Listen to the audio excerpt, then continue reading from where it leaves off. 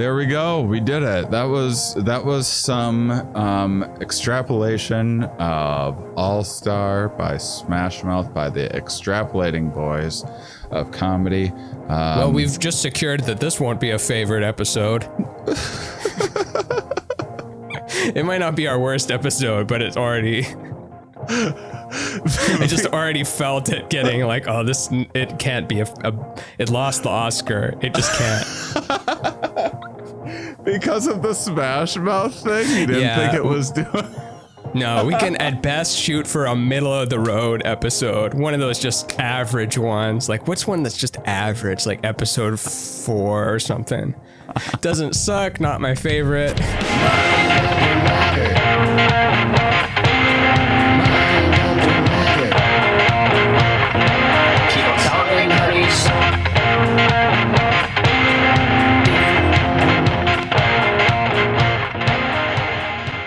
Oh, yeah. Zippity zap. Folks. I've never got to do a zippity zap before. Oh, yeah, that's good. We should add that to the official zippity bam bang boom with the slide whistle. Damn it, I didn't get it going. And I said damn it too early. The show, it's just like... it's just 30 minutes of odd noises. For anyone new that's listening, they're like, what are you listening to? And people are like, oh, you had to have been listening since year 1 and it built on a thing, and so each noise they make has a special meaning.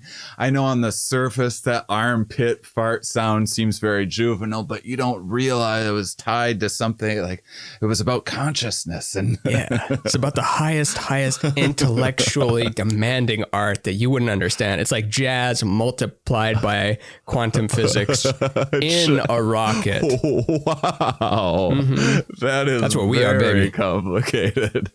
This is a Q&A episode. We've liked doing these so much that we've decided that we're going to do like maybe 2 a month, alternating between or making it a monthly 2 a month thing. Is a lot. Okay. 2 a month is a lot. A monthly thing where we alternate between Q&A 1 month and then advice column maybe the other month, because people have been liking these so much. So once a month we get one of these episodes, super fun. And then like once a month we'll do a survey episode, and then the other 2 will be our normal topic, philosophical, digging into a thing sort of stuff. And those will be Wednesdays. The other ones will be like Christmas, Halloween, Valentine's Day, and then Wednesday, Thursday. It's fun to have regular ass days with no meaning, and it's a shame that every day is trying to become something. It's like National Hot Dog Awareness Day or something, but like it's fun to have a Tuesday with no major celeb news, no war news, no historical thing, just boring Tuesday. We should make a movie where everyone's needs are met. And because we were talking about this in a bonus episode of what was the book that you referenced? The Metamorphosis of the Prime Intellect. Yeah. So it's the trouble of abundance, and what do you do? We talk about the hedonic treadmills and habituating to all states of life, good and bad, often from a kind of neurochemical point of view.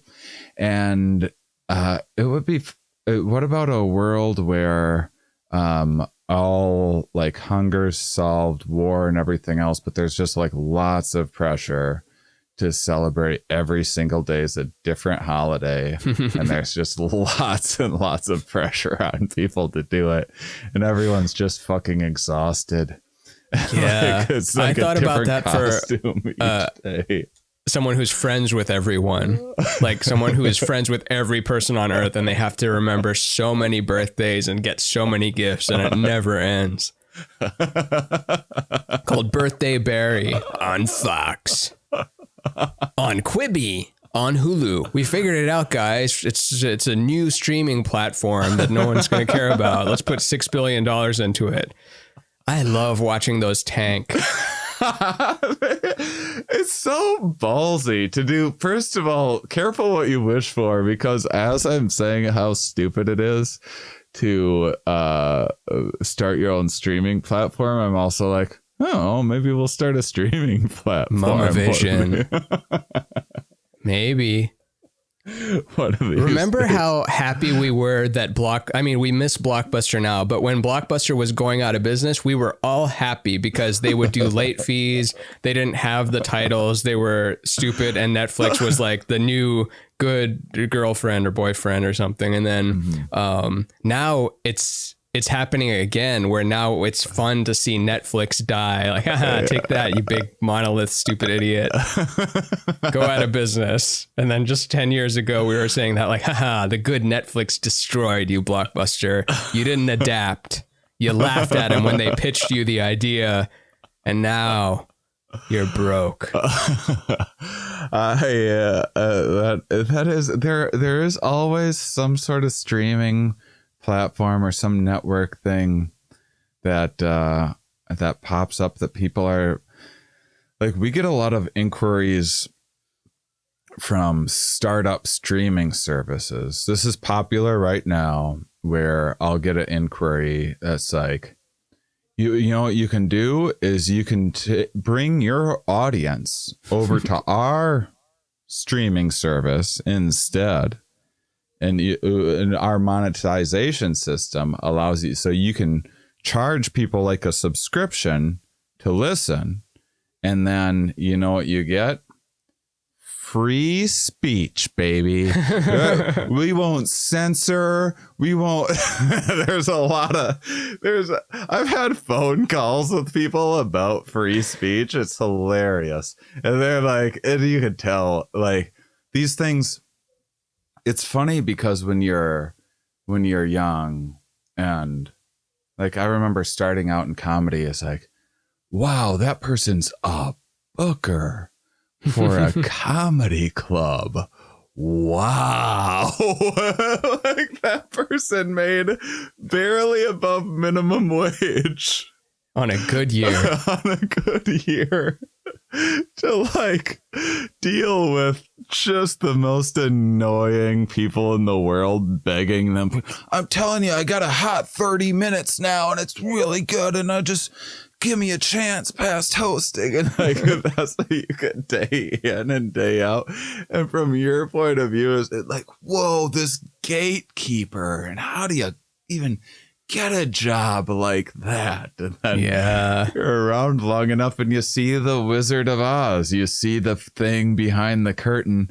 And then, like, I think there'll be maybe the next phase, because I think everyone's just starting to realize, like, oh, we can just make stuff on our phone now, and yeah, I can just edit a thing, and oh, now I'm jumping backwards out of a pool into a thing, and a dog's barking. I put different kinds of music in it. Wow, look at all the stuff that I can do. Whereas, like, imagine a video that like a 12-year-old can do on their phone right now, send it back through time, and it would have won every award that there for everything, special effects, sound, direction, story, act. Okay, maybe not acting, but yeah. But I wonder if the eventually, like, there'll be an appreciation for the, like, you know, wizard, where it's like, oh, I see, the society needed someone pulling levers and making steam come out of a thing in a big voice, because they just like that's what people need. They need a thing to think is like really big and important, and like this person knew that, so they made the levers go bing bang boom, and they were the Wizard of Oz, and everyone feared them and loved them and blah blah blah, but it was just some dude just like showing half ass and just hung over. You just hung over, crawling into the wizard booth like, oh god, I gotta fucking scare these people again, and get the fire coming out of the thing and pull this button. I told you my friend Devin, who's a wizard, asked me like, so who's the most, I mean, he literally has a white beard and goes on the subway in New York and does spells and wears the pointy hat. And then he asked like, who's the most famous wizard of all? And then I had trouble guessing. And then he told me, it's the Wizard of Oz. And what did we learn about the Wizard of Oz?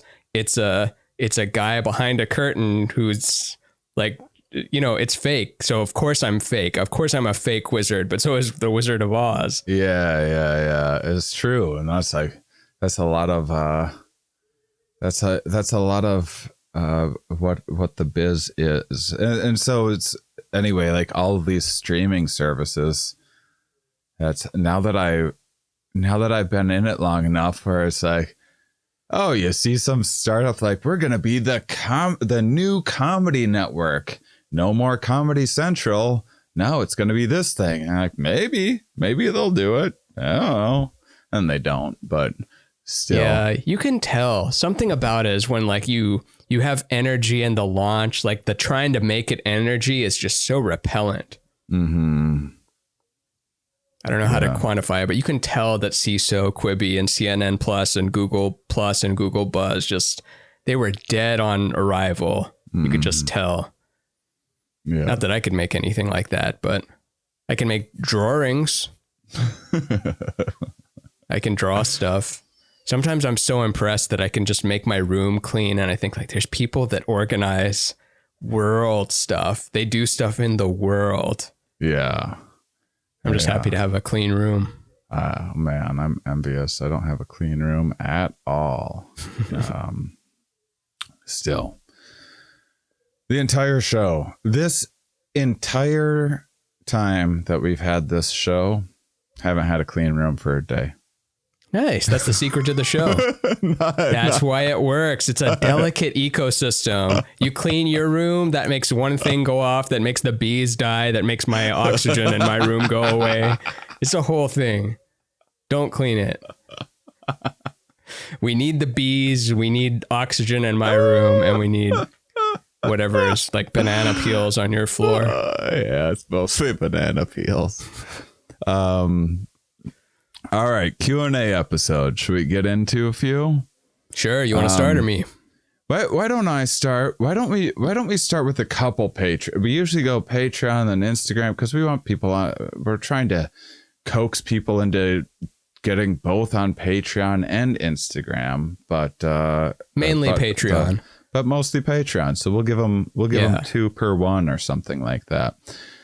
I would rather you block us on Instagram and be on Patreon. I just follow both. You can just do both. Both are super fun. Which, by the way, at the time that this is coming out, you will have heard last week an episode about the festival. And we don't know what we said in that episode because we recorded this one first because we're still finishing ticketing things. But there should be a link on the site to send for details. But the main the main thing is to get on Discord and put questions there, and the community that's already on there. We've been having these conversations, and people have a pretty good idea of things. But also look at the Mind Under Pod site, and there should be all of the information for tickets. Make sure and get tickets before they run out. We're cutting off sales at 2/22 and reassessing. At the time you're hearing this, I may be at the property, like checking it out and seeing how much space there is appropriate for expanding and what it would cost to get in more entertainment and that sort of thing. So we're cutting off at 2/22 and reassessing to see if it's worth expanding beyond that. So you may miss out if you don't, and you'll certainly miss out on the low price of $222.22 because we are definitely increasing the price. I did some market research, and we are underselling everything that's equivalent to what we're doing is much more, which leads me to believe that there's going to be a bunch of unexpected costs, and I don't want to be in debt for the rest of my life because I wanted to have a fun time with you guys. So we may increase the costs. So make sure and get tickets and be one of those first 222. Okay. Let's start with, you want to go silly? We might. Yeah. This one's so silly and fun, but at the same time, I'll say yes I'm worried to that we're gonna bail everywhere. On it. Yeah. No, I'll take silly even in like the operating room. If the surgeon is about to like put me under and goes like, "Do you want to go silly instead of serious?" I'll be like, "Yeah." This is from Robert T. This is already, one of those already funny. Which is I Robert don't know. T. This is Robert this T. is Lee? either so stupid or we're gonna spend like the full episode on this. Overanalyze and extrapolate deep philosophical ideas from mundane and unlikely things, like poetry of pop songs, like All Star by Smash Mouth, for example. What's the question? He wants us to overanalyze and extrapolate deep philosophical ideas from the mundane. He said, okay, mundane, so like we start with somebody once told me. So there's the world's somebody, gonna roll me. Yeah, the world is gonna roll me. Now notice that the world is always rotating. Yeah, but it's going to roll me. So it means like the world is on top of me. Well, I don't know. I ain't the sharpest Ramin, tool in the... Yeah, I was going to say, maybe you ain't the sharpest tool in the shed. But the thing is it's tough to say when she is looking kind of dumb with her finger and her thumb in the shape of an L on her forehead, which that will make you feel like an unsharp tool when you see... a girl giving you the L on her forehead. Yeah. That will absolutely. That was a thing easy to for laugh a while. It off, but it hurts. Year? That was 1999. Remember that? That was just a brief. That was getting canceled back then. That was cancel culture. How many years? Getting batted. How many years was that after? Too legit to quit, would you say? Oh, I'm too young for that. You're too young for too legit to quit? Too legit to quit. What is it again? 2L, what's the Q? Too legit to quit. Oh, quit is this. Okay. I'm so happy that people my age got to hear me. No, I don't know that one. Too young, dumb, and full of cum to know that. You're a baby boy. It's MC Hammer's second hit. MC Hammer only had 2 hits. The first one was Can't Touch This, aka Super Freak. Took the world by storm. And then aka Super Freak. I mean, Rick James' Super Freak is the MC Hammer song, and it's why you like it. Not because he says can't touch this. It's because of the bass line. That's the infectious part. And then you just put whatever else over it. And then it's like, no, it's a new song. Yeah. It's not a new song. Yeah. And then he came roaring back with Too Legit to Quit. It was on his second album. And then he quit shortly after. And I think it had something to do with him not being legit enough, for sure. Mm. Everyone thinks of All-Star when they think of Smash Mouth, but what about Walking on the Sun? It ain't no joke to think the fires and the mocha teach the world to sing in perfect harmony and teach the world to sing in fires in the light teach the world. Teach the world. That's the only other song I know. I don't know the other Smash Mouth songs. It sounds like you know so much of it. That was really impressive. All right. Should I do one more should we do one more paragraph of Smash Mouth? I can't go through this whole thing. We'll do one more paragraph just to see what we have. Did he put the song? He put the song in there?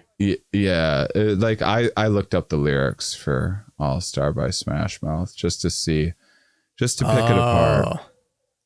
I like this idea because they have the well, it's now called Genius. It used to be Rap Genius, genius.com or whatever, where a lot of pop-ups there. Find the meaning behind all of these songs. It is fun to look back at I wonder, does every song just sound stupid when you no longer care about the song anymore? Like, I'm afraid so. that's what every song lyric is stupid, and some of them just sound good for a while because the music's awesome.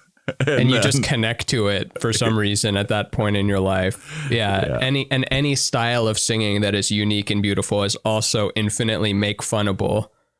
Whether it's Adele, Billy Corgan, Bruce Springsteen, Eddie Vedder, just anything can be made fun of. By the way, we're going to have a music episode coming up again. And speaking of music, if you didn't no, I'm not plugging anything because it doesn't matter to us if you go back and listen or not. But we got some really wonderful feedback. It's on Spotify only. We did a music and talk 2 episodes where we took our music episode and remixed it with the songs that we referenced. We're going to do that again sometime because it was super fun, and Spotify allows us to use any of the music in there. Yeah, and hopefully we'll have less embarrassing tracks. Yeah, there was some thinking about in there. Some of the stuff I listed. I'm like, oh, that's so embarrassing. But you should embarrass yourself more. I was thinking like we avoid embarrassment so much. It's like the worst thing. Like you want it more or you want to avoid it more than any sort of physical pain is the feeling of embarrassment. But what if you just embarrassed yourself every day? Yeah. Oh, get in a space where you feel dumb. If you go back, so if you were a first time listener to Here We Are and you listen to like 3 episodes, I bet you'd be like, boy, this guy is sometimes like a little awkward and can't get a question out and stuff. If you go back to the first season, I was so nervous every time. And it's just been the best thing for me because I know coming into it, it's funny, like I'll watch like Jordan Peterson clips and stuff, and it's just him. Every one of his highlights is just guest nodding along with like whatever he's saying. He's just not like, always. Oh wait, on his podcast, yeah, I guess. But like if he does interviews, he'll if it's either a completely blow him interview or it's a like try to take him down interview. If he does other people's things. Oh yeah. On his, and they do interesting things. Like one BBC thing, they put the interviewer in light and they put him in the shadows. Like he literally didn't have a spotlight on him, so he just looks like this dark figure in the corner. That's funny. Yeah, and he's like, well, there's problems with socialism, that they don't talk about. And then it's just like, oh, I'm not going to listen to this shadowy figure. Bad talk my baby, socialism.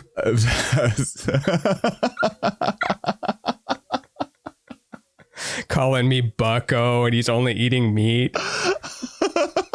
It's clearly his evil shadow, man. I'm going to listen to this nice British lady in the light.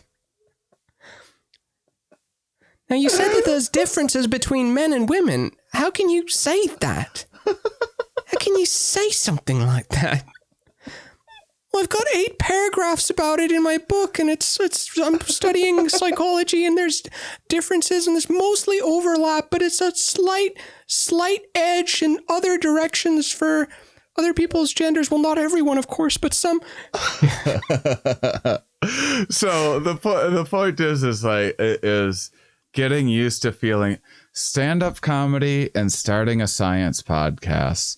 It was like, oh man, you want to wreck an ego, because an ego will get you into stand-up comedy, but then it will. Oh yeah, it will break it down and humble you and grind it away. Not everyone, but oof, like I've cried after shows before. Not many times. I wish I probably should have more. I probably would have been a healthier way of dealing with them. But and then feeling dumb. So then I eventually just started transitioning on my show to being like, let me just tell you how I think what you do works, and you just tell me all the ways that are wrong with it. Because otherwise that's just going to be exposed anyway. So now I'm like, let's just get it out there. What's everything that I'm wrong about. And it's so healthy. So yeah, if you're Yeah. gonna be comfortable feeling silly, and feeling dumb, things that we're always. There's still things that make me feel silly. There's still things that make me feel dumb and embarrassed about it. But the more you get out of that, oh man, life just gets better and things open up for you. Yeah, and people have fun correcting you too, as long as your attitude is not stubborn and macho or whatever and closed off. It's fun to be wrong, fun to be dumb. Yeah, absolutely.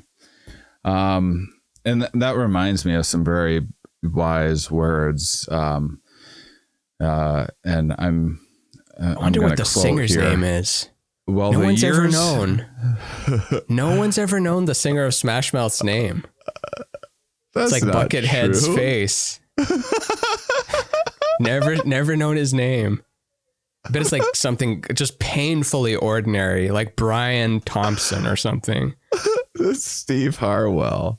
Steve Harwell, there you go. He's been on a real like benders of sorts lately. Like alcohol or what? He like kind of lost it during COVID. Like they headlined Sturgis. What's that? A festival? The motorcycle rally. It was the first large event in the world since when in 2020. It was in fall of 2020. It was the most people that had gotten together anywhere. And so I was like, what are these fucking bikers doing? And they were doing sneezing. We talked about this on the show before. They were doing sneezing contests at the bars and stuff like that.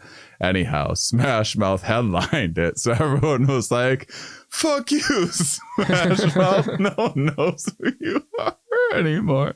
And then they started just doing a pandemic tour, and the dude would just be like shit housed and like yelling at people and stuff. And it was like they would just do. There's some video that I watched of him doing All Star like twice, like trying to do like 2 goes at it, but like couldn't get through it. Like an encore, like an intentional self-imposed encore. Yeah. Oh, that's funny. I could have guessed that. Like, I don't think about them, and they have secured the slot as, the most make-funnable band, like Nickelback and Smash Mouth is, the punchline for the last 20 years. Yeah. Where people secretly know that it's good production value and the songs are catchy, and if they weren't giant and played everywhere, who knows? Maybe I would like them individually, but when it's that big and just douchey feeling, you just can't help but put them. Someone's got to have that dunce cap on them as a band. But if you said that they played the Trump inauguration with Kid Rock or something, that wouldn't surprise me. Like, that makes sense. I think they've been trying to get those gigs. Like those are the gigs they're hoping to get, but they'll like need to clean themselves up a little bit. They should have plenty of royalties though, unless they got screwed with the publishing rights. So. But that stuff gets played so much everywhere. And you can just say the word "some" and then people know what you're talking about to get the note right. Some.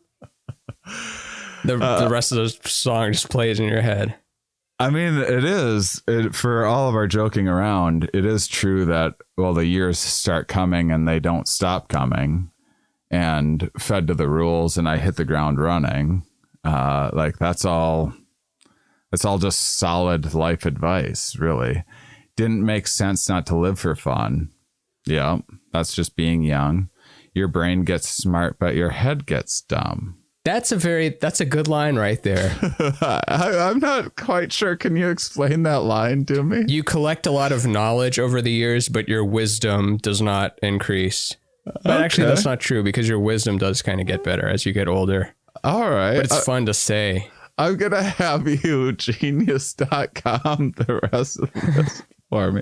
Maybe I've just never really listened. Maybe I've never really bothered to understand Smash Mouth in this wonderful song All Star. So much to do, so much to say. So what's wrong with dating the Backstreet Boys? What is wrong with dating the Backstreet? Nothing. What's wrong with dating the Backstreet Boys? Oh, you'll taking never the know Backstreets. if you don't know. You'll never shine if you don't glow. Okay. Yeah. Hey, now you're an all-star. You're a porn star. Get laid. There we go. We did it. That was some extrapolation of All Star by Smash Mouth by the Extrapolating Boys of comedy. Well, we've just secured that this won't be a favorite episode. It might not be our worst episode, but it's already... I just already felt it getting like, oh, it can't be it lost the Oscar. It just can't. Because of the Smash Mouth thing? You didn't think it was doing... No, we can at best shoot for a middle of the road episode. One of those just average ones. Like, what's one that's just average? Like episode 4 or something. Like Political Spectrum Part 3. Doesn't suck. Not my favorite. Just get one of those average ass episodes in there.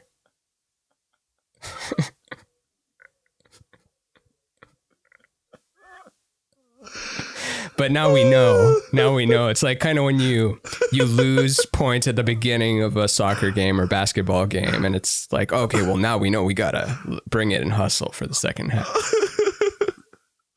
Okay, well, you just turned it around.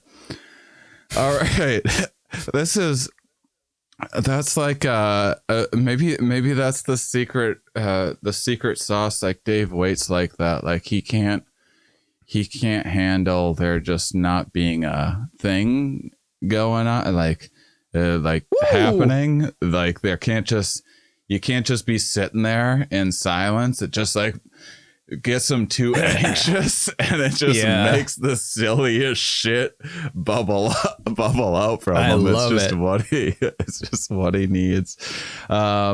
Dave Waite gonna be at the Campout, by the way, headlining it. Yeah. We're figuring out exactly He's the how we're going to do of Mum. Yeah. He's the Megan Thee Stallion of Mum. The Jay-Z with Beyonce at the same time of Mum. I liked that. First of all, the Peterson interview impression was one of your finest Petersons, and good, and also the breaking down how mediocre of a show we were having is like, I don't know, I think this is no longer in the award running for most mediocre mum of the year. I think we spiced it up. How about one from I remember Emily? when I was just thinking about during that Funniest Person in Austin contest, like a decade ago, Nick Mullen was doing his set and it wasn't going bad and it wasn't going great. And then just out of nowhere, the mic cord just popped out of the back of the mic and just hit the floor. And he just looks at it and goes like, well, there goes my shots at getting any of this. And that like totally broke the crowd. That like woke him up. All right. Emily Petrucci. Emily is the one that sometimes Petrucci death. Yeah, she writes she does research for us, puts comments in YouTube and stuff, and I get to learn from various listener comments sometimes. She won one of my giveaways. Oh, really? Yeah, nice. I wasn't even playing favorites or anything. It just kind of happened coincidentally. I randomly picked 2 people and then later realized like, oh shit, that's the Emily from the MUMoral. Well, Emily said, how did you guys first meet? What were your first impressions of each other? When was the first time you worked collaboratively together? And was it mom or something else? Ooh, something else. Okay, I'll go first. I don't know if you remember. I don't remember our first meeting, like shaking hands and like, you know, Veruca Salt and the other girl in Charlie and the Chocolate Factory remake where it's like, hi, let's be friends.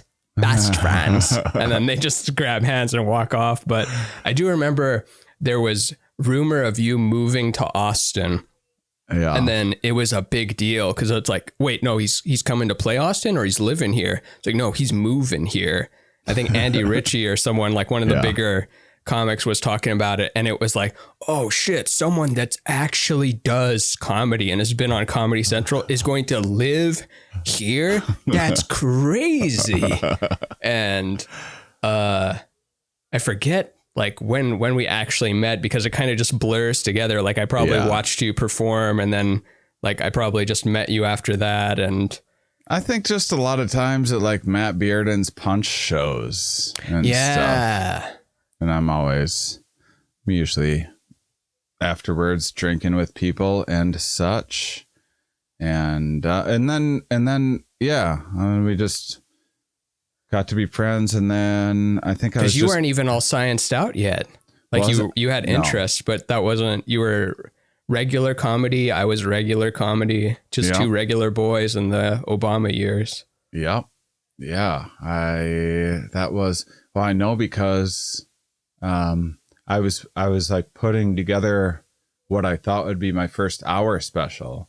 And then when I went to like record it to submit it, I was like, I don't like any of this. It's just like drinking stories and stuff like that. And I think I can do something more. And then, but yeah, I was going through a whole thing the whole time I was on Austin anyway, figuring out life and such, and wasn't sure what I wanted. Because that was like right after the peak of I'd gotten all the things that I wanted out of comedy. And I'm like, now what do I like Joe List just released a new hour on YouTube. Everyone should check it out. Joe List is hilarious. I think it's already doing I fucking really hate well. myself. And he's like, already got a new hour that I'm working on. I saw some video like, I'm already touring with this new hour and everything. I'm like, yeah, that's what, like, I remember when that occurred to me, like, oh, and then I just like keep on making a new hour. And I was like, I don't know. And then podcasting started happening, and like the things, like the world just started changing, and everything got so specific. Like it was no longer like get on late night or get on Comedy Central, get this thing. It was just like, you got to figure out who you are and be like a very different, have your own thing and be as. That was right around like 2010 was right around where everything was like, okay, everything's going hyper authentic now. Like before that, it was like, it got alty that was like peak altiness. And then it was getting like very authentic, like, but it was like, and the podcast Zach Galifianakis was like really doing really well and stuff. Yeah. And like that sort of, and then it was like moving into authenticity. Mark Maron was a big shift in that world and the podcast world. Like that's the first show of that type, really, or it's the one most people are following, where it's just comic interviewing other comics without pressure to be funny, but being more candid kind of thing became the norm. There wasn't a lot of shows then, but that does lead us to our next thing, where our first official collab, I think, was, or not like official, but working together in that capacity other than doing shows together, was Here We Are. I was editing the episodes, doing the website. I think well, first I had, when I was no longer in Austin, I came through one time, and I was like, it was when I was really into DMT and trying to give it to as many people that I liked as I could. And so I got a hold of you, and then I was like, do you want to try DMT? It's crazy. And then we smoked DMT, and you just started dating Kat and stuff at that time. And then which that was her introduction to you. Yeah. And you can see that story. By the way, I put both me and Ramin's first time doing DMT stories from Comedy Central on the Mind Under Matter YouTube channel under a psychedelic playlist. So we've made a bunch of playlists on there for the survey episodes and stuff. Anyhow, and then that was, Ramin was making the After You Die comic book at that time. Yeah, you were staying with me during that week that I was drawing it. I saw the first, I saw it all coming together, and I thought it was really awesome. And then, and so I think I thought of you for like posters or something. But yeah, it was Here We Are. Ramin, it was the logo for Here We Are. You were doing web design still, right? Mm-hmm. Yeah. And so I think I asked you to like do my web page or something like that. And then I think you were able to like available to edit or something like that, or the logo. I don't remember exactly what happened, but then Ramin edited Here We Are for the first like couple years of the show. Yeah, that's nuts. And then got too busy. Yeah, it seems like yesterday, but also forever ago. Yeah. And it is funny that with Kat and stuff, like we talk about how the three of us are intertwined, because there was a period where she was your manager. Yeah. Also, this is like jumping forward a little bit, but just the three of us, we can't. We have to be involved in each other's lives somehow. Like there's no control over it. It just is. Yeah. We have no escape. Yeah. It is. It's been interesting. And yeah, so it's odd the way that where life takes you. And the first collab though, I think officially where it's both of us as the thing. I'm not like editing Here We Are, which is your show, but A Good Trip comic book, I think that was like the first collaboration product, which is a comic, which is coloring book / journal based on Shane's A Good Trip tour, where I don't know, what was it, 188 cities or some ridiculous thing like that, and all the images are based on that. And it was your idea for the coloring book and the images in it, and then it's me drawing it, of course, and they're still around. It was inspired. We still got them. Yeah, maybe you'll get one in a gift bag if you got in early enough for the Campout. Who knows? Do it. But there was, you know what it was, is because you made the poster for the Good Trip tour, and there was like a section of it that wasn't colored in or something like that, like maybe my face was white or something. Yep. And someone was like buying a poster, and they're like, that's cool, it kind of looks like one of those like adult coloring books. And I was like, and then I just thought about which of my act could make for a good piece of art, and we talked about it for a while, and man, those are so much fun, because it is what a great thing to trip with, not just mine, but just generally to have something to color when you're wanting to relax, if you're feeling anxious or something, and then something to journal when you want to write something down. Perfect. So that was our first little collaboration. And now look at us building Campout festivals and doing all sorts of, man, you guys don't even know the half of the stuff that we talk about when we aren't recording, and projects and ideas that we're coming up with all the time. The movie's going to be fun. I wonder who's going to play us, but you'll get to learn all about it when they make the movie. You know what I want to see is the Weird Al biopic. Oh, I didn't even know there was one, but I'm sure it's interesting though. He seems like the nicest guy, and he's got crazy chops when you look at what he can do and sing and all that kind of stuff. It's hilarious. Weird Al's like the best. Have you ever seen him live? No. Like, people would be surprised. So I did this Bamboozle festival, I believe it was called, in New Jersey in like, I don't know, 2012 or something like that. And I remember like Weird Al was playing, and I'm like, Weird Al, because Weird Al wasn't back on the map yet. It was before he got on that what's the Scott Aukerman show?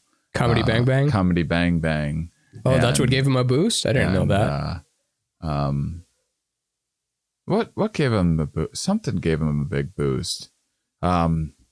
Maybe not There's that. a time for that kind of thing, though. Like parody stuff is not going to perform well during certain eras. We go through like seriousness, silly era, seriousness, silly era, and Weird Al was my first love, but this is, now I'm an adult and I'm like in my early 30s or something.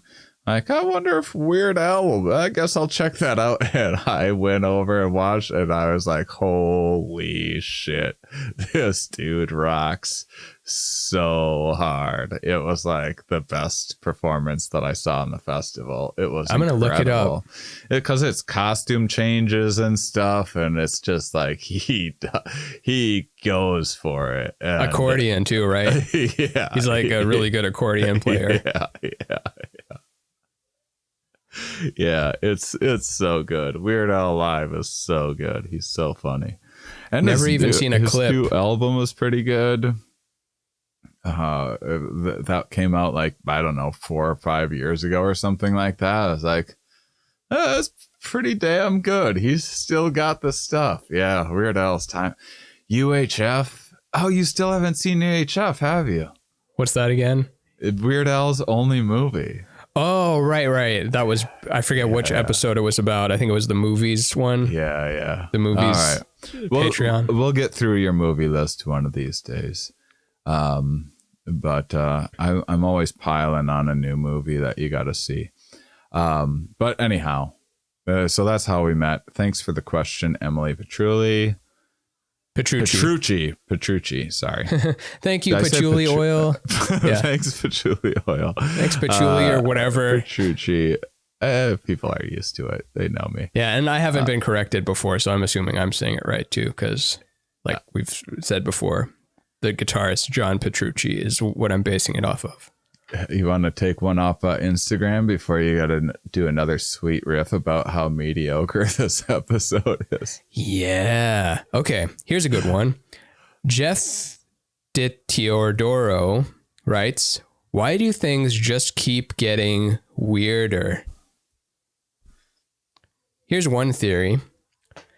The odds of you existing with every moment that passes, the odds of you existing get smaller and smaller and smaller.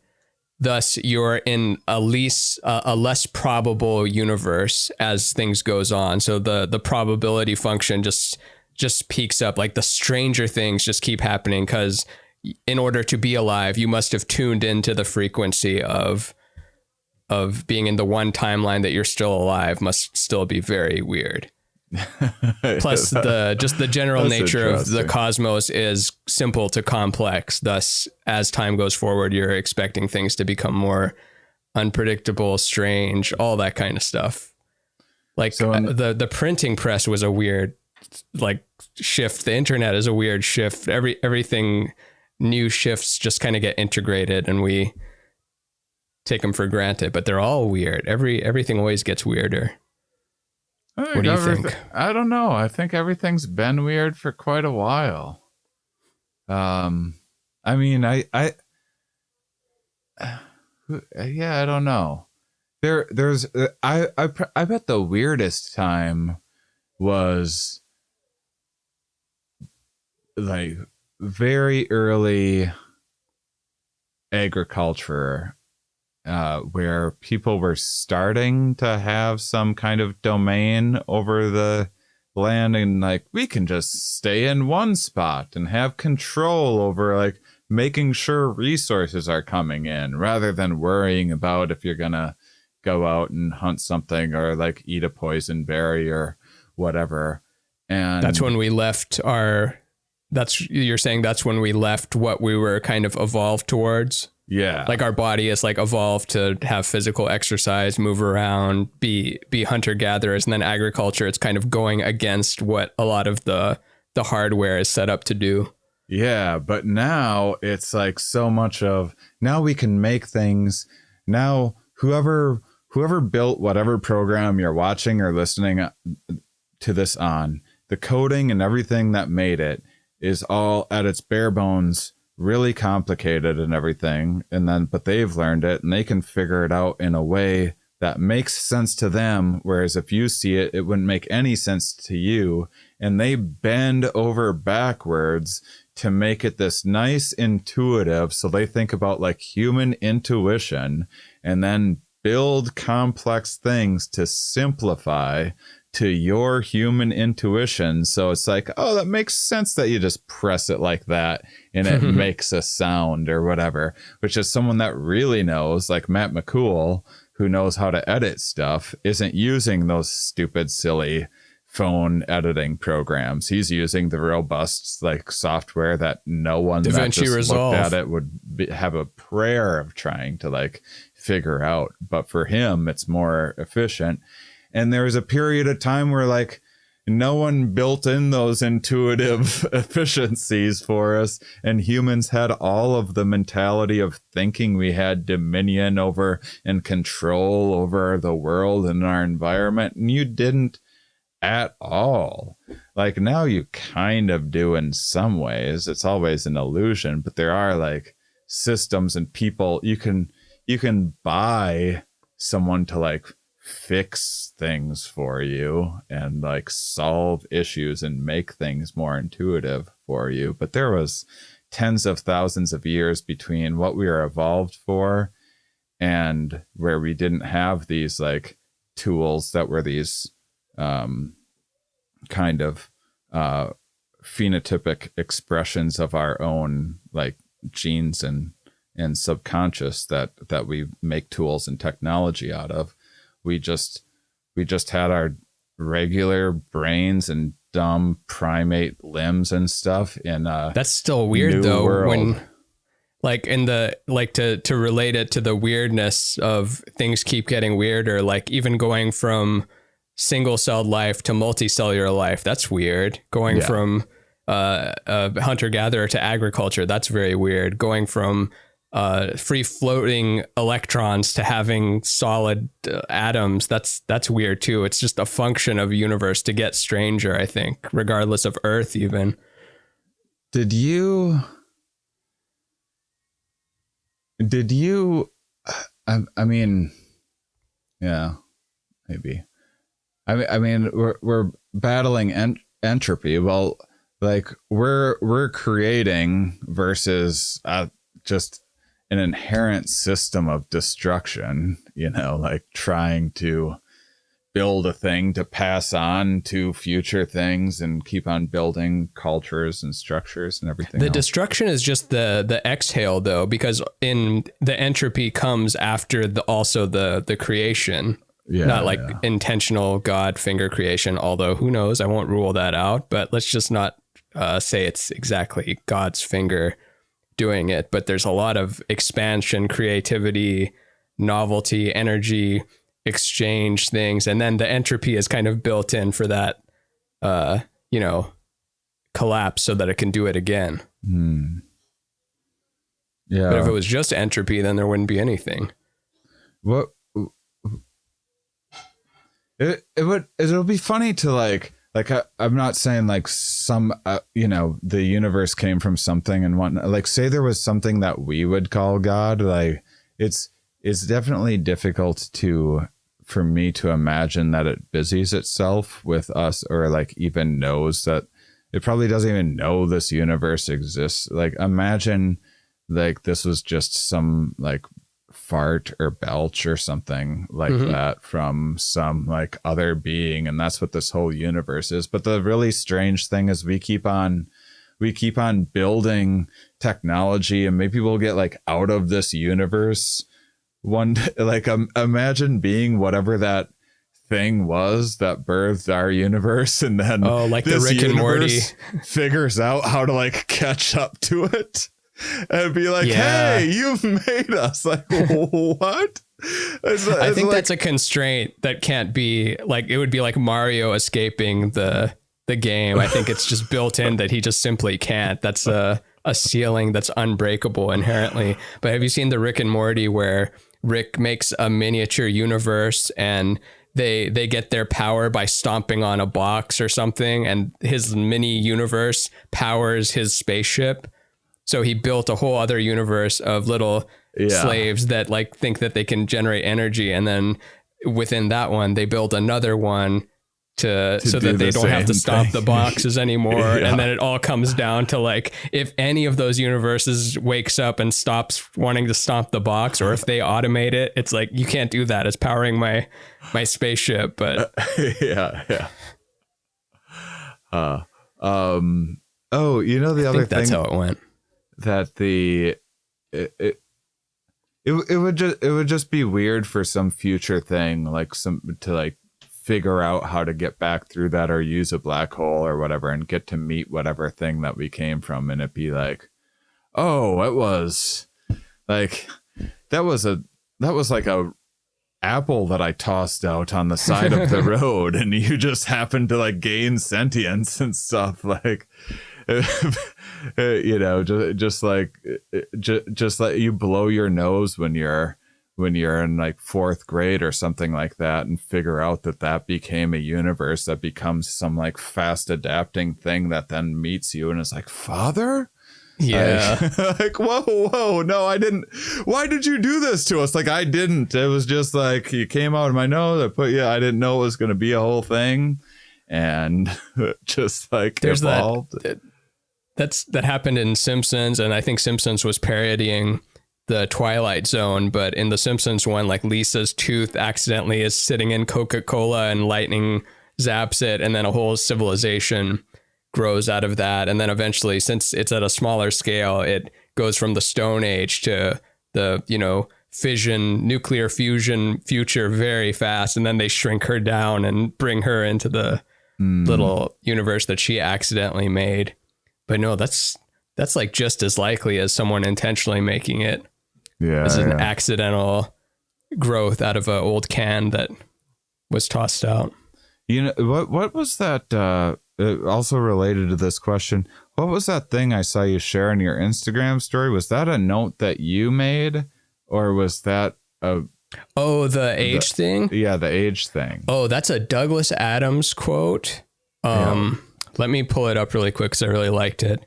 And I think I credited him. That was a really nice quote on when I posted it underneath, but I for sure did on Twitter. I forget where I shared it, but it is good. And I'm going to say what it is now. Okay. It's called Douglas Adams' Rules of Technology. Rule number 1, anything that is in the world when you're born is normal and ordinary and just a natural part of the way the world works. 2, anything that's invented between when you're 15 and 35 is new and exciting and revolutionary. You can probably get a career out of it. Number 3, anything invented after you're 35 is against the natural order of things. Yeah. So like for us, like when we look at, we're both over 35. So when we look at deep fakes or DALL-E 2 or like these weird AI sort of things or TikTok, it's like, this is not good for our brains. This is wrong. This is bad. But this is probably what they said about the printing press when that came out. And that's just how it goes. We were born with TV and radio and stuff being normal, and internet being like, oh, cool, we can do stuff on the internet and have podcasts because there's a new thing. But then when it's talking about, I mean, who knows what we're going to be really terrified of? Deep fakes of our family, deep fakes of us with AI, with our voices. Do you have any kids these days? Do we do kids these days? But please, do I have kids these days? Kids these days. Do we gripe about the youth of? I mean, when I talk about like say pop music that is like silly or something like that, I've always thought pop music when I was 16. I thought what 16-year-olds liked was stupid. Now that I'm 42, I find what 16-year-olds like to also be stupid.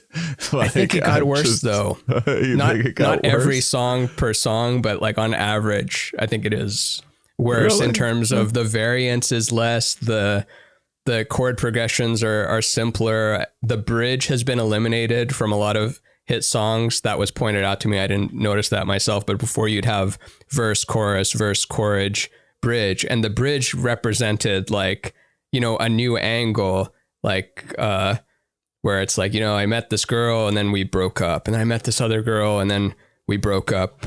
And then the bridge is like kind of recognizing like, oh, I'm kind of seeing a pattern here. Maybe things are going to be all right. Maybe I need to be alone for a while. But then if you don't have that third thing introduced to shake it up, it's kind of dumber.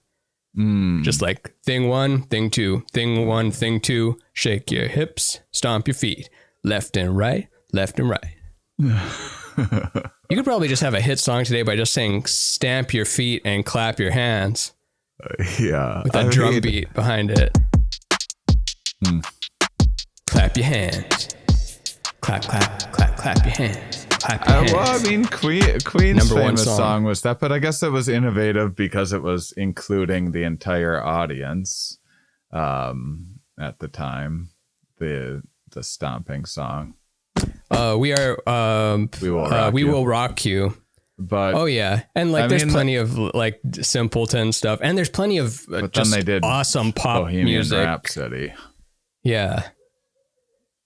Like I think Dua Lipa is really good.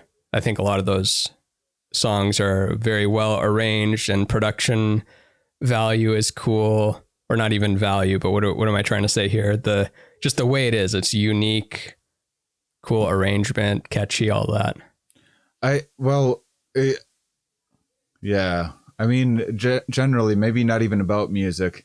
Do you find because I'm usually, I guess what I'm asking is, I'll be on Twitter and I'll see people like griping about the youth of today and how they're going to ruin everything, and I'm like,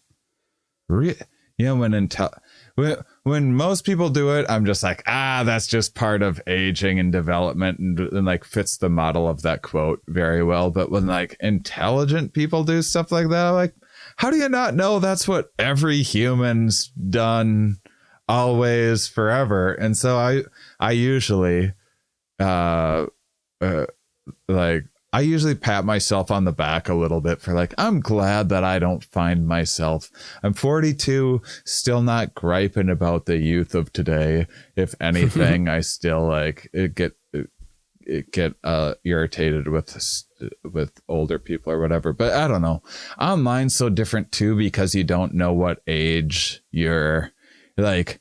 I'm sure there's been some conspiracy troll or something like that I've like laid into that is just some 19-year-old stoner. That's just like, yeah. that's where they need to be right now. Like 1984 required reading if you're 15 years old. Like, absolutely. If you're like 30s, I don't know if you can cite that as a groundbreaking like thought, or I don't think the book's that interesting. You know what I mean? So they made some good predictions, but in terms of like, you know, holding it up to be like, we're going the wrong way, turn it around, everything Orwell said came true. I think it came true because it's just kind of inherent that we go through cycles of, you know, growth and surveillance and losing some freedom at the cost of having a better, safer society. And there's limits to it, but also you can't go back to the Wild West either. There's too much disease and dueling pistols at dawn, and just the biggest, scariest guy takes everything. It was a lot of top-down thinking, though. That's just like there wasn't a lot of. But I guess my beef with 1984 is it wasn't about like human nature. It was about, and this is what governments do. It's like, well, this is what humans do within these structures that like maybe naturally arise sometime. But it's much less. It was so Machiavellian, and this is we had the Dark Triad. Like reading those Machiavellian things about human nature is like, who thinks this way? This is like bad B-movie type of thinking, you know? And I would say that everyone that that I saw that posted their results on the YouTube comments and on Discord and stuff, almost everyone was low in maybe we primed them by making fun of Machiavellianism, but it's just the mustache twirling stuff is like, it's fun to think that the world works that way, but the truth is worse. It's like governments like don't want to deal with the resources to take care of people and managing people and stuff, so they just kind of like let a bunch of shit slide because they don't try hard enough or pander too much or whatever else. It's more that than we're plotting to get this the thing. One evil source that if we could just get into that one meeting and kill the one big bad guy, like all the trees will grow back again. And but yeah, so I don't know. I don't know if to me it feels like things are necessarily weirder. The rate of change. They're 100% weirder. You're right. I mean, the rate of change is so fast. I try to stop myself and be like, is this just what every human in all of history has told themselves? It's like, it's not possible. The rate at which things change. It might be faster in the future. I can't tell you that, but we can look back through history and be like, oh yeah, the rate of change that things are progressing right now. Whoo! It's getting crazy. Yeah, asymptotic novelty curve, but there's no end to the curve. It just keeps going up and up and up. Just think of like a light bulb was crazy science fiction shit about 100 years ago. And now just look at your desktop. Look at all those little icons, and you know what all the icons on your desktop mean. And there's a whole world within each one. One's got a little envelope because we used to send letters to each other, but now the little icon of the envelope represents email, which is also old technology now, where I've got thousands of those to answer. And then there's a social media, and this one plays the music, and it's going to get even crazier than that. That's normal to a kid born today. It's like, it's most of that stuff's just in the garbage. Like the stuff that your desktop's gotten so cluttered that if you're like me, that you need to go and highlight everything, and then you go sort later. I'll even put a date on there so I know when that was from or whatever. That stuff that you just threw in a sort later, that's essentially a trash bin, is miracles by others. like they used to, you know how long it took for people to figure out fucking paper? Like when they first had papyrus and stuff, like, oh, what do we do? Like at first it was just for counting. They would like put marks on it, and that's how you would keep track of how many bales or seeds or whatever would go where. And then once they started writing things, like you would put so much thought, and only the grandest stories would get in it, because like a book, like you need an army to guard this thing. And then like you share it around, and then people gather around to listen to a person read from the book out loud. Now, if you have to listen to me read 3 sentences, it's a fucking nightmare. I'm barely pronouncing any of the words correctly. Like, thank you, Beverly Patchouli. Beverly Patchouli, everyone. But think about like, I mean, people used to wait for so long to be painted, or to those first cameras where the person went in the thing and like everyone you stood there for an hour. You better get that thing right too, and no matter how it comes out, that's your picture. You better cherish the fuck out of that thing. And if like your house burns down, that's the worst thing that you lost. Your house burns down, and the worst thing that you lost was that picture, because you're never gonna get another one. Did you see Norm Macdonald's last set on Letterman? I think it's the last episode of Letterman, but he has the joke about, my grandfather, there's one photo of him and he just looks terrified. Like, I better feed them hogs. I got to get home. And now it's like, oh, you want to see my grandfather? Here's every picture of everything he's ever done, every thought he's ever had. And then the generation after that, this might be too graphic, but I was thinking like, can I stop? Can I stop you for 1 second? This is perfect time. Another question. Just hold that thought. I'm transitioning into it. Gabriel Perez says, what do you guys think the future will be like? Add in like 30, 40 years. Electric everything, or things gone crazy, or are we electric sort of better tech that will help with global warming? What animals will go extinct? All that. So sorry to cut you off, but that transitions into what you're saying. I'm really glad you did that. That's perfect. So the thought that I was finishing was that now we have like people our age will sometimes upload ultrasound photos. You'll see a photo of the baby that's not even born yet. You'll see like them before they've even left the womb. That's the little embryo that like, oh, this is Phil. See you in 8 months, buddy. And perhaps even in the future, as things become like, ankles used to be like too sexy to show anywhere. And now like 80% of people are showing their asshole on OnlyFans. It just becomes more sexually less puritanical and stuff. Like perhaps you'll see like a video of your conception. You'll actually see where you were conceived and where the sperm met the egg. I'm like, here's where I literally came into physical being. My parents had an OnlyFans together. This is the video of it. And I'm 26 now and I have 800,000 podcasts and I have 60 feature films that I make per day using neural Imagine-tron, which I don't have to go sit at the editing computer thing. It just like your story just can be, it's tough to imagine what's in the future because of the stuff now is already tough to keep track of. Like, have you seen DALL-E 2? DALL-E 2?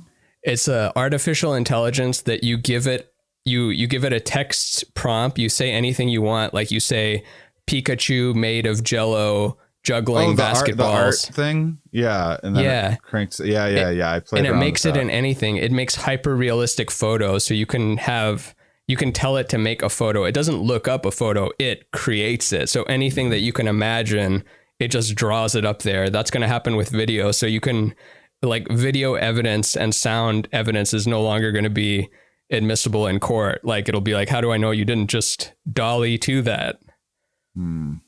So you can't believe your eyes or your ears anymore in the future. That's going to be a thing. Not that you ever could, but before it was like, well, there's a photo of you here robbing the bank. Now it's like, no, you can give me a 6K video of me doing whatever you say, and that's not it.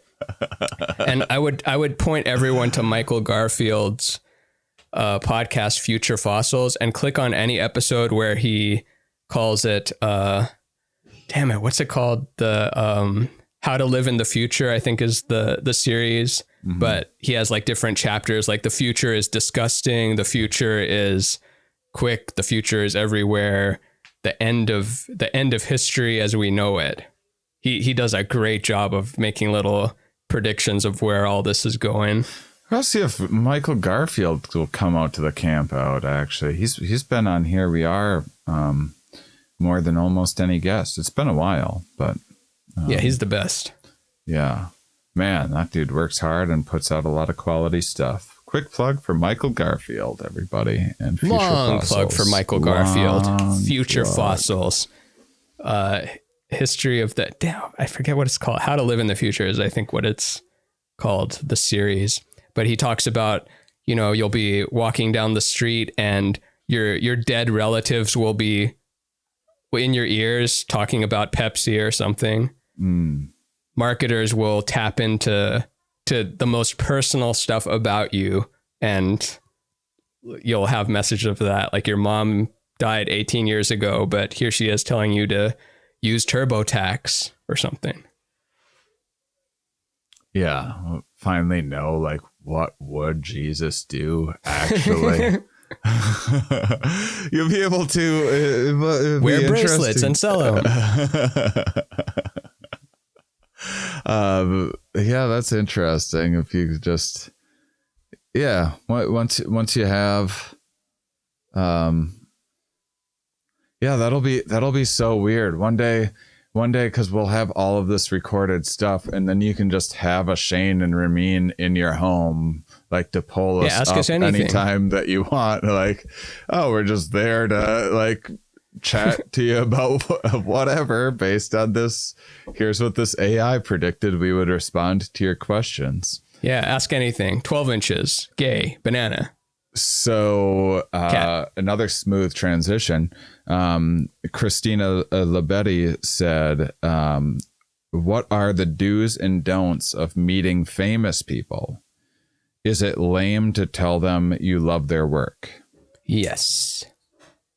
Depends on your scale of famous. Like, if it's like, sometimes people are nervous to like talk to a comic after a show, and unless it's like a theater performance and there's like a line of people, like most comedy shows, people would love to hear that you liked their show and this and that, you know. Most bands, I'm sure, would love to chat with you for a little while about... Keyword famous, though. Where are we drawing the line of famous? Because I don't consider myself famous at all. And if you told me you liked my shoelaces, I'd be happy. That'd make my day. Yeah, exactly. So I don't know what her definition of famous is. Because, yeah, if you just see like you know, you run into famous people in LA or see them on the street or something like that, it would be weird to go running up to, like, hey, I know you from the, can I? But Christina's in like Pennsylvania or something, you know. It's not like, LA's a different world where like you just don't do. So I don't know. I guess it depends on the definition of famous. I would say that if you're into supporting like indie things a lot, there's a lot of bands that even draw like 1,000 people that are probably well known and probably have like decent money and stuff like that, but aren't like huge. That would be, I mean, I think that telling someone that you love their work is maybe not the best icebreaker in the world. I think artists like talking about like the behind the scenes stuff and like what goes into things a little bit more, and like, or what they're working on now, like what projects that they've been like fiddling with. That's something that I feel like opens people up a little bit if you like you know, ask someone, yeah, I don't know, some about like a passion project that they've been working on or something. If with the bigger the person gets, the more likely it is that you're causing them a bit of an inconvenience. But at the same time, if everyone stopped that, wouldn't that be weird? If Matt Damon never got approached by another human again, wouldn't he be like, did I get canceled? Did I say something? Yeah. Is Matt everything Damon okay? walks down the street and just no one looks at him like he's Matt Damon. You ever hear the story of I think it was in Japan. And then he's like, guys, I'm Matt Damon. And everyone's like, yeah, we know. Like, no, Goodwill Hunting. Yeah. Mm-hmm. No, we saw it. Yep. Yeah, Jason Bourne. Yeah. Yep. So anyway, I think it was in Japan where Brad Pitt and Matt Damon were both there, possibly during Ocean's 11 or Ocean's 17 or something. Yeah. And they pushed Matt Damon out of the way to get to Brad Pitt. That's how much bigger Brad Pitt was of a name. That's funny. Just literally just shoved him out of the way like he was garbage. So if you're there and you just saw Matt Damon get shoved out of the way like he is garbage, that would be the best time to talk to Matt Damon in your life. Like, like that's the one shot that you have.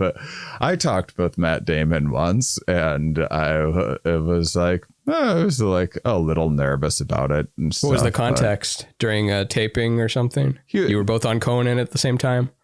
I was opening for Joel McHale in Miami during Comedy Fest. I used to open for Joel McHale some, and he was filming a movie with Matt Damon. It's an okay movie.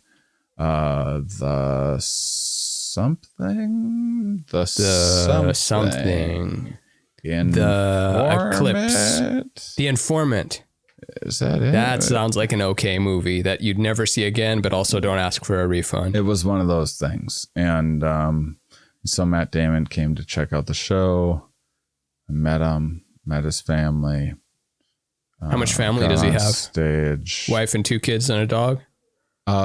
His parents were there. I think his parents were visiting him in Florida or something. And I wonder if they're very Boston-y. Parents with him. And then I talked about anal sex for a while on stage while Matt Damon was with his parents in the audience. So maybe I should have done more family friendly stuff just to appease the Matt Damon audience in my mind. But I just did what I was planning on doing and was like, Matt Damon's not in the audience. It doesn't matter. And then I chatted with him like a little bit afterwards, mostly his parents who were super nice, but I've met some big name people and I was like, yeah, I don't have anything to say. I don't know how to approach this situation. Like, this is what it was. I started comedy in Boston. So I had that. So I was able to be like, I started comedy in Boston. Here's these neighborhoods. We talked about it for a bit. I mostly kept my mouth shut and sat in a corner while him and McHale kept up, like chatted and whatnot, and like left it alone. I'm probably not the best person to talk to because I wasn't like, I'm not friends with Matt Damon now because of that. I don't think we connected on any deep level. But yeah, but I also think that that's probably appropriate to just like, that's a famous person that probably gets bothered a lot and probably just wants to have a conversation with their friends. So just let them have that. Yeah. That being said, maybe I would lose it if it's someone on my Rushmore. Like something will overtake my cool demeanor. Who's on my Rushmore? Mm-hmm. I don't know. Like right now, be tough to keep it cool. Like, and if I already know they're friendly or something, if I saw like Pedro Pascal or something, I'd probably like, and just to do that. But I've sat next to Natalie Portman twice at a show. It's actually Zach Sherwin's crossword show. She's a Zach Sherwin crossword show head. Yeah. Comes to the shows, talks to Zach afterwards. They're best friends. They've done anal, all that. Yeah, and then like I didn't say anything because what am I going to say? So many films. Where do you start? Mm-hmm. And she's not a film. She's a human too. A little tiny human. Mm-hmm. Not like tinier than like, the tiniest person or something. Tiny. But yeah, every movie star you think is way bigger than they are in real life physically. But that's like my version of getting a picture with someone is not approaching them at all. I'm like, there's that guy that sat near me. Didn't make eye contact, didn't ask for anything. Yeah. They'll have a picture of me forever in their head. Why didn't he ask for anything? What I will do is go up to other rows of friends at the same venue and be like, play it cool, but Natalie Portman is 3 rows behind us. Just look not directly behind you, but look to the left and then use your peripheral vision to complete the additional 60 degrees of vision you need. And so I would just like do that. That was also me taking pictures, pointing out that I had spotted this person. Solid. But you'd think there'd be a swarm of people, but there was 4 people that went up politely. And I mean, it's a different vibe. It was Dynasty Typewriter. It's a more, hip crowd, not a belligerent, drunk about to fight crowd. Perhaps maybe they would go crazier at the Laugh Factory or something if they saw her there, but I don't know. So anyway, yeah, just go take your Just run up to them, say, I love your work. Can I have a photo? I don't like the way my eyes looked in that. Can I take another one?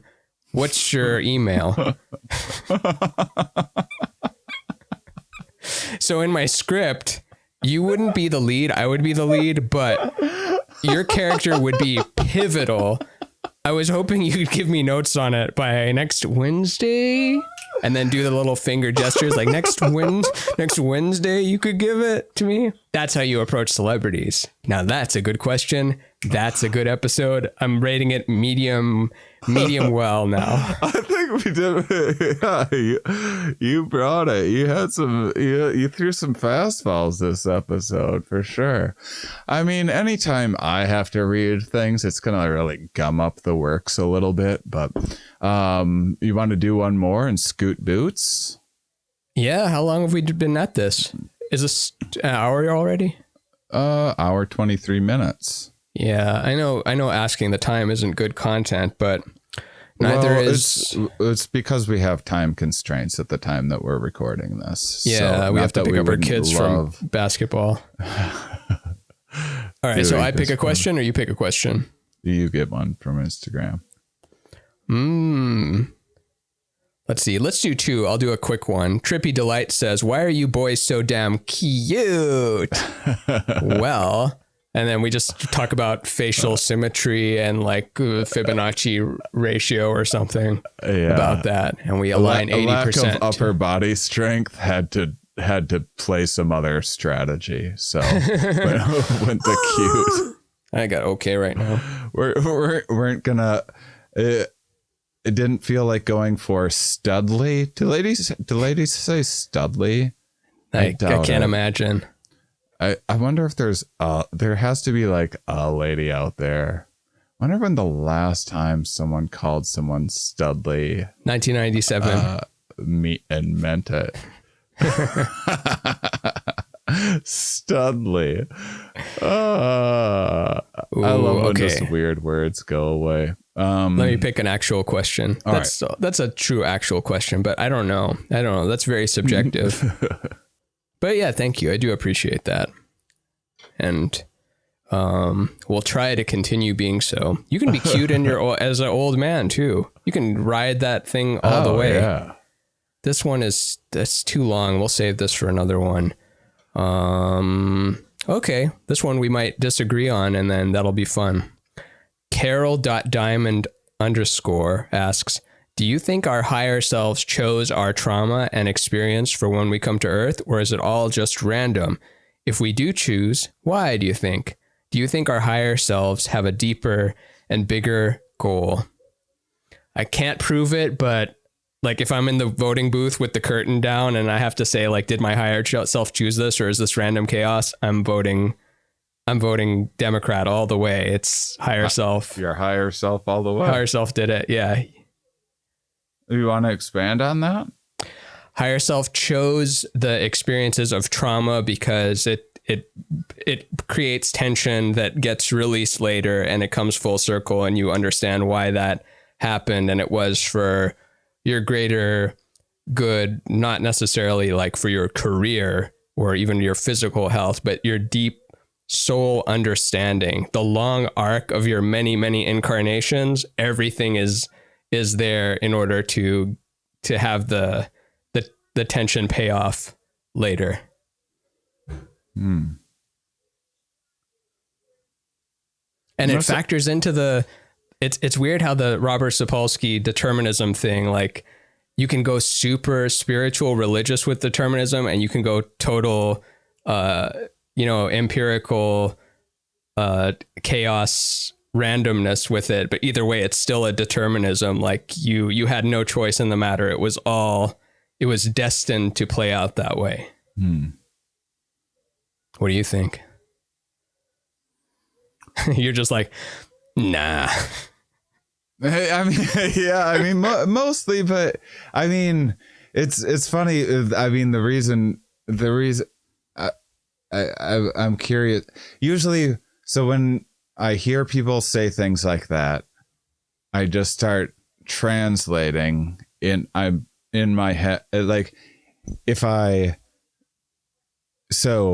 because I respect you a great deal, I like go through extra hoops in my head to be like, okay, how would I put this in a way that I can understand like where this is coming from and everything. Whereas like I don't always take the time and the patience to like, I often discard similar-ish belief systems pretty quickly, to be honest. But I mean, Me too. I think that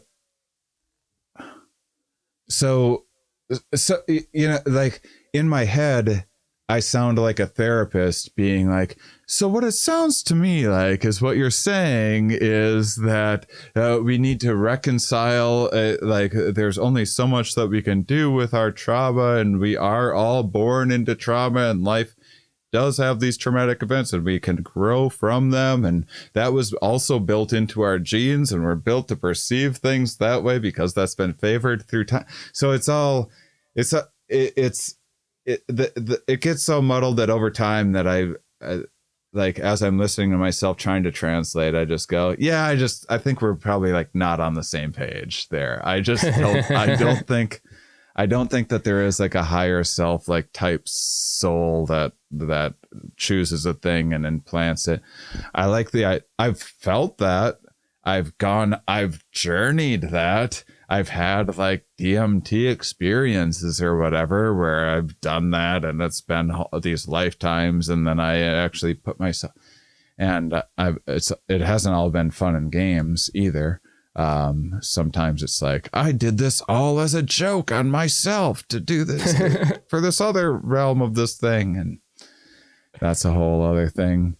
And isn't that weird that when you were in that state, you probably did believe that, but then in your natural lucid state, that's not what you believe. And I'm also like, you could probably get me into that state just as easily. Like, just give me a week of suffering and I won't think of, I mean, child rape is real. That's like, so imagine using it in that context, like child rape, and be like, no, that's your higher self chose that for the tension release later in life. Like, you take the extreme examples or even medium examples, it's an insane point or an insane position to hold, yet at the grand scheme, not my 90-year-old self planned this. I'm talking like so hyperdimensional that it just this little ball of mush with like my 2 trillion neurons is nothing. It could never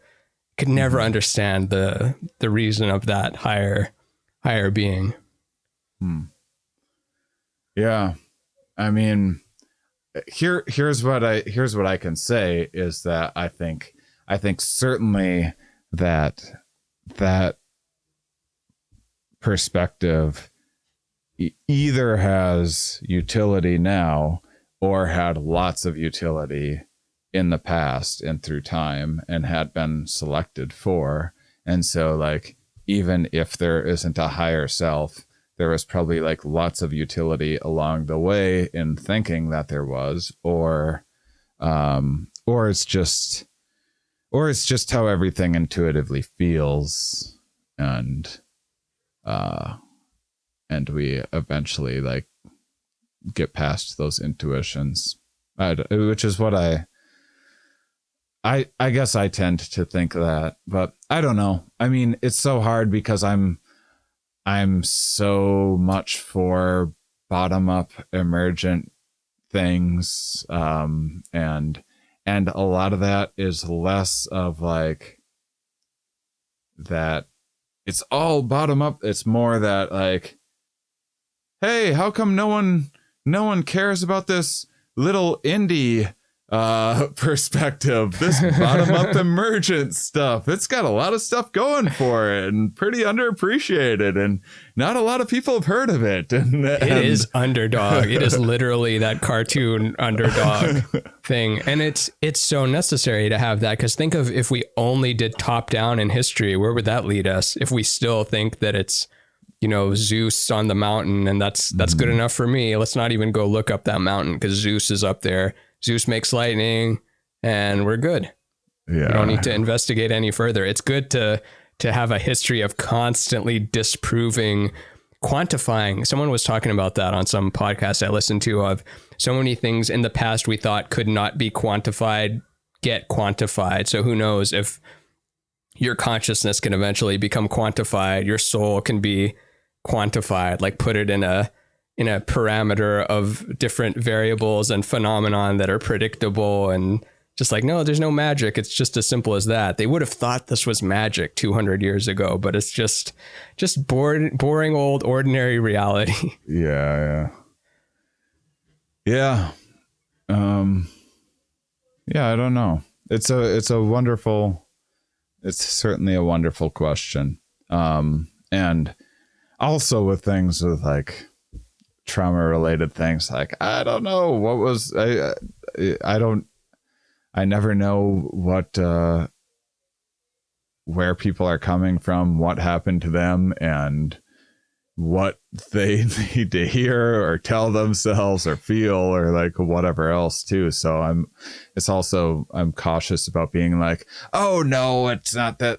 And that's the only way that people are making sense of it at the time. And I don't know. So could be both, in that, like, if you look at it, the video game simulation angle, like when you play a video game, it's not like I fell into that pit because the player, like, wanted to fall in the pit so that beating the boss at the end would be just that much enjoyable. It's no, you screwed up because you didn't know the controls well enough. You're still learning, adapting. Eventually you do beat it, but all the mistakes and stuff you lost, no, that was just you sucking at the game. That was not, or just random stuff, not sucking, but that was a random thing that was not in your favor. Yet you still are more than just your incarnation. But no, I didn't have a plan for my Mario. My Mario just died a bunch.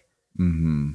Yeah, I think that's maybe a little closer to something that I relate to a bit more. But yeah, no, that's a wonderful perspective. Goal. We don't get to hear your takes on that sort of stuff nearly enough on the show, because I'm always blabbing about so we should make sure and devote full episodes to exploring that point of view more often. But always push back, though. That's what makes the magic. That's what makes the magic. Well, all right. So first of all, I hope you guys have a Too Easy Tuesday if you happen to be listening this on Too Easy, and all of those monkeys on your back. It's just been too easy to get off, and you've been handling stuff. I do find it, my last Too Easy Tuesday, I was just so busy with so many things, and I felt like I was maximizing every hour already. So I didn't need to too easy, like, oh, I can't get myself to do anything too easy like I normally did. So I did the opposite. I had to too easy some too easy nap time, too easy going for a walk. I had to too easy taking a break from work, which is what I needed at the time. Did I tell you my old neighbor said too easy and no worries, and they're not podcast listeners? Like, they're just Australian, and we're just talking about like laundry and stuff, the old laundry machine we used to work, because we used to live up the street a little bit. And then he said no worries, and then later said too easy, and I was like, it's real. They actually say it. Oh yeah, they say it. Yeah, you bet they do, and it's awesome, and we love it. It was great. So Curtin just sneezed. Yoshi was here the whole time. Sometimes a piece of furniture sneezes and you're like, oh, Yoshi was in the room the whole time. The Yoshi's coming from inside the house. All right, what's the MUMoral of the story this week? I would say that you guys, that I love getting questions from you guys, that we probably dissected Smash Mouth more than was completely necessary, but now we know how to approach famous people, and which is like kind of keep your distance, and thus they're just famous in your mind, but really they're struggling artists of some kind, in which case go and give them all the validation in the world. Support us on Patreon. We love validation, and we're here for it. And you found out where we first met. where our differences are, and top down versus bottom up of, are we light being things that picked stuff for us? And we've established that once again, we are the cute boys of comedy. Signing off. That's the least cute face that I've seen you do. What about this one? It's cuter than the last one. Until next time, keep on salivating, honeys. Ding.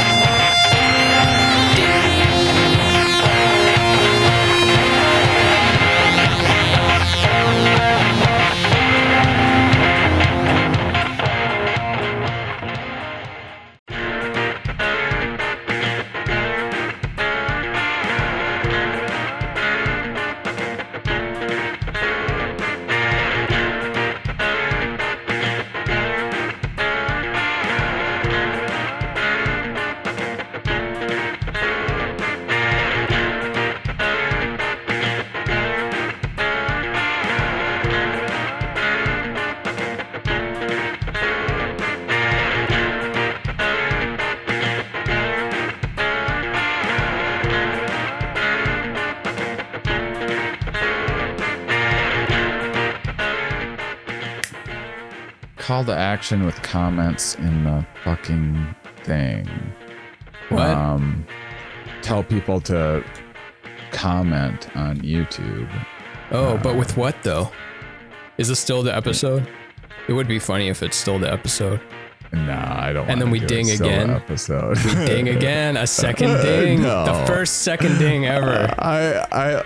I was just going to tell people, should we now people see what we're like after the episode? Oh no, it all falls apart. They looked behind the curtain.